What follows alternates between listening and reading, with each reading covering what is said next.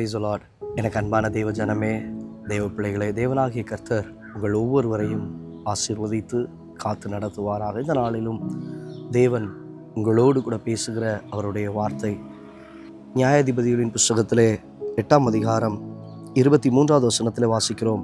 அதற்கு கிதியோன், நான் உங்களை ஆளமாட்டேன், என் குமாரனும் உங்களை ஆளமாட்டான், கர்த்தரே உங்களை ஆளுவாராக என்றான்.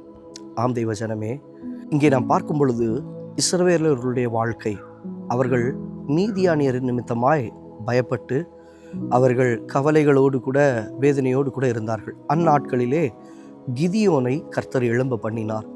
கிதியோன் மூலமாக மீதியானியர் கைகளிலிருந்து இஸ்ரவேலரை கர்த்தர் ரட்சித்து ஆண்டவர் கொண்டு வருகிறார். ரட்சிப்பினுடைய முடிவை நாம் அந்த இடத்துல பார்க்கிறோம். குறிப்பாக இங்கே இஸ்ரவேலர்கள் கிதியோனை பார்த்து சொல்லுகிற ஒரு வார்த்தை இன்றைக்கு நம்முடைய வாழ்க்கையிலும் அதே போலதான்.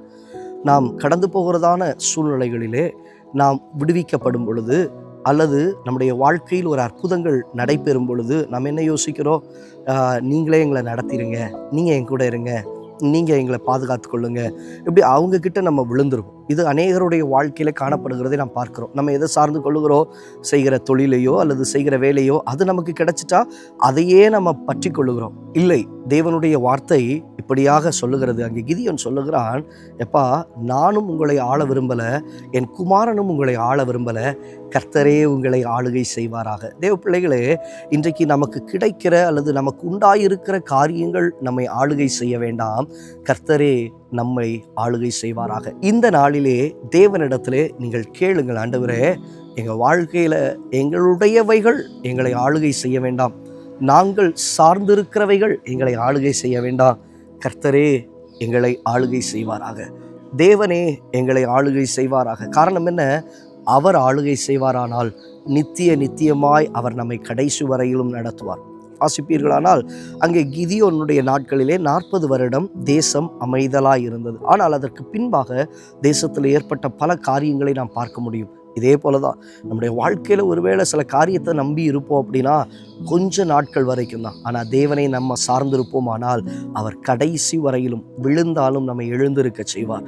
நாம் சறுக்கினாலும் நம்முடைய பாதத்தை அவர் பற்றி கொள்வார், கிருபையாய் நம்மை நடத்துவார். இப்போ ஆண்டவர்கிட்ட கேட்ப, ஆண்டவரே, எங்கள் குடும்பத்தை, எங்களுக்கு உண்டானவைகளை கர்த்தரே ஆளுகை செய்வீராக. கண்களை மூடி ஜெபிக்கலாமா? நல்ல தகப்பனே, இந்த வார்த்தைகளை கேட்ட உடைய பிள்ளைகளுடைய வாழ்க்கையில் ஆண்டவரே, நானும் என் குமாரனும் உங்களை ஆளுகை செய்ய வேண்டாம், கர்த்தரே உங்களை ஆளுகை செய்வாராக. இன்றைக்கு ஜனங்கள் யாரை எதை சார்ந்திருக்கிறார்களோ, சார்ந்திருக்கிறவைகள் அல்ல, சார்ந்திருக்கத்தக்கதை கொடுத்தவரை ஆண்டவரே அவர்கள் பற்றி கொள்ள நீர் அவர்களை ஆளுகை செய்ய ஜெபிக்கிறோம், தாழ்த்துகிறோம், ஒப்பு கொடுக்கிறோம், இயேசுவின் நாமத்தில் பிதாவே, ஆமென். ஆம் தெய்வ ஜனமே, தேவனாகிய கர்த்தரை சார்ந்து கொள்வோம், அவர் நம்மை ஆளுகை செய்ய நம்மை ஒப்பு கொடுப்போம், கர்த்தர் உங்களை வழி நடத்துவார். God bless you.